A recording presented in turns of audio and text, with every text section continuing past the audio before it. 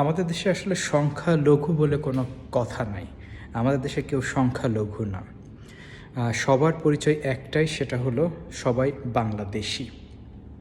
এখানে সবাই বাংলাদেশি, একটাই আইডেন্টিটি। এই একটা আইডেন্টিটিতে যদি আমরা স্ট্রং থাকতে পারি, তাহলে আমাদের মধ্যে কোনো রকম ভেদাভেদ হবে না। আমি যখন রুয়ান্ডাতে গিয়েছি, রুয়ান্ডায় 1994 সালে যে জেনোসাইড হয়েছিল, সেটা কিন্তু মানে হুতু তুৎসিকে মেরেছিল। মানে ওখানে ট্রাইবালিজম অনেক বেশি ছিল। এক ট্রাইব আর এক ট্রাইবকে পছন্দ করতো না, এবং হুতু অলমোস্ট তুৎসিকে মেরে ফেলেছিল। তো সেই 3 মাসের জেনোসাইডে প্রায় মিলিয়ন মতো মানুষ মারা যায়, তুৎসিকে মেরে ফেলে।